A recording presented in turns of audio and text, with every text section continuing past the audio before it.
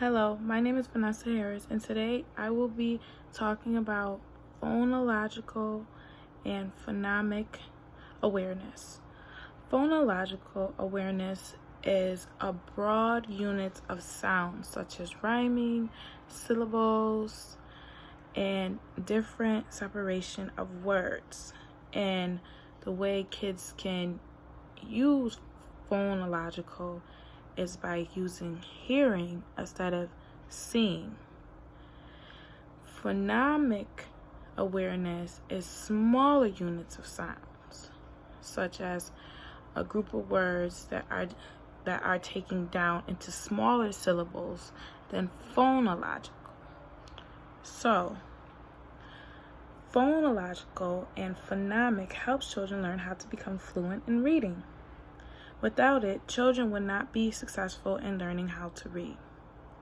Print concepts help children learn how to read left to right, top to bottom, and page by page. In order to practice print concepts while reading to children, you can point to words or letters within the story and show children where to start and to finish. While reading a book, a poem, or nursery rhyme, point out the words that sound the same. This helps children identify rhyming words within the story, which plays a part of phonological awareness and helps build their vocabulary. So, for example, talking about print concepts, an example of print concepts that teachers can use is when they are sitting down in a kindergarten class, a small group activity. They can have their kindergartners use their pointer finger and they can have a copy of the story, and the teacher has her copy of the story, and while the teacher is reading, she's going to instruct students to use their pointer finger to go along with each word that the teacher is reading in the story. Another example to help young children learn how to read is comprehension.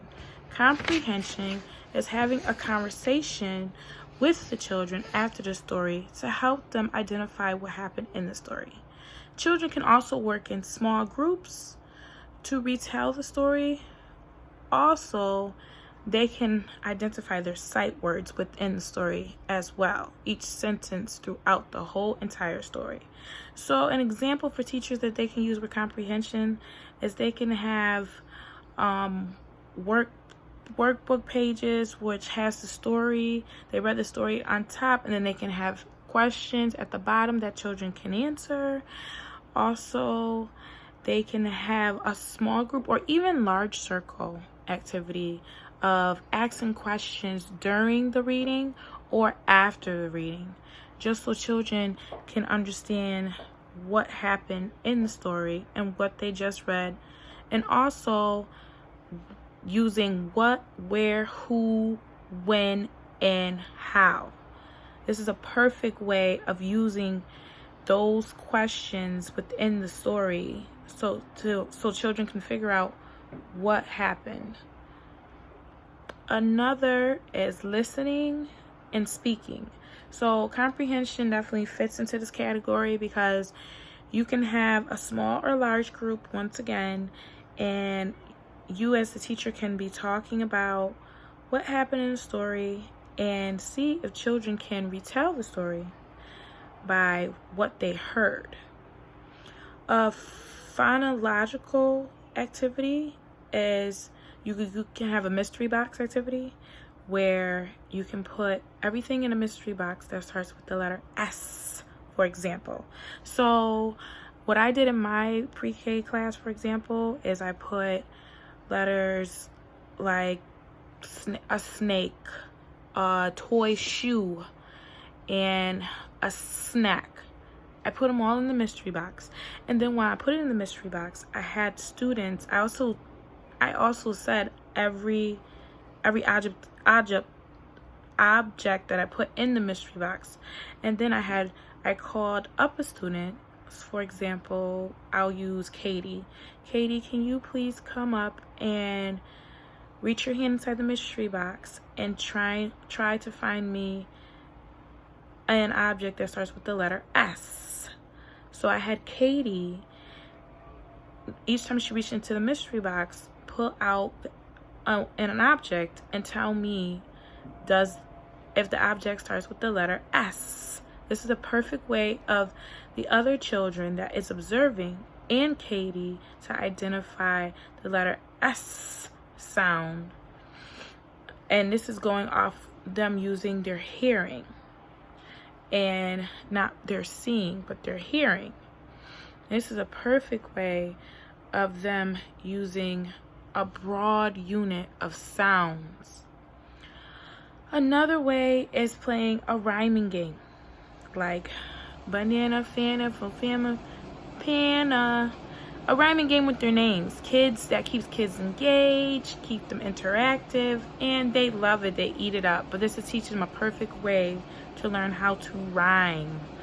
A song that I love to sing to my pre-K class is Down by the Bay. Down by the Bay is a perfect way for children to learn different rhyming words, because there's so many words in that song that you can put in that song. Kids just eat it up, and they just start singing it maybe while they're eating lunch, and they just have words rhyme and say, oh, look, Miss Vanessa, look, these two words rhyme. I just pointed it out in the song, and they get so super excited. And then it just starts coming on naturally with any song that they're singing, looking for rhyming words. Another thing is them learning letter sounds. In order to read a certain word, you have to be able to identify the letter sound within that word. So for example, my name, Vanessa. If the child can't identify that letter V makes the V sound, they will not be able to sound out my name. If the child knows each sound of the letter and starts to sound it out while identifying the letter sound, this will help the child learn how to read.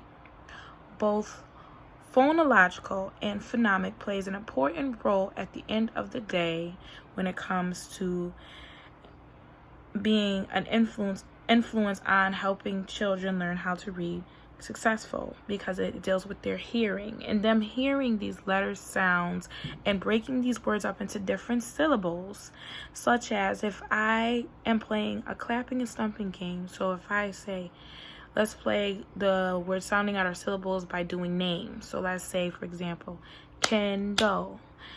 I want them to listen to how many times I clapped, and once we go from them listening to how many times I clapped, they should be able to tell me how many syllables they heard within that one name, and I ask them, how many did you hear? They'll say 2.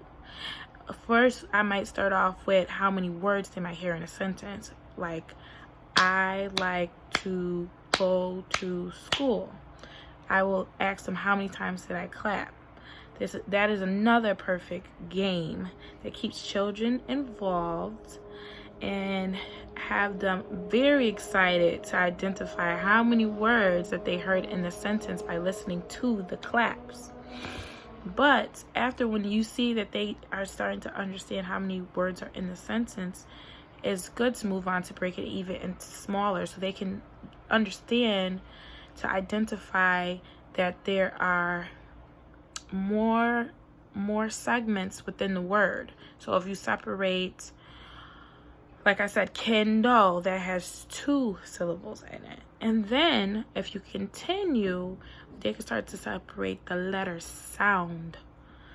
So I can ask them what kind of sound they hear when they say kendo, and then for them to identify that letter sound within kendo's name.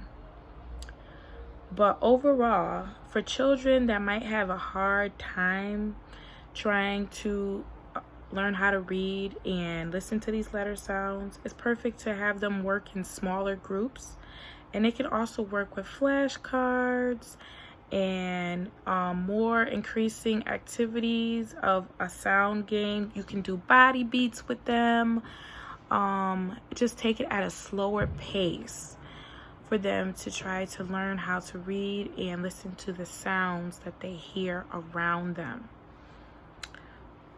Okay, so overall, by using these different ways of print concept, comprehension, speaking and listening, phonological, and phonemic. These are perfect examples of how to teach children how to read. And without it, children become very uninterested and really complicates them in learning how to read. So it's a great way if teachers can incorporate this into their instructions. Thank you.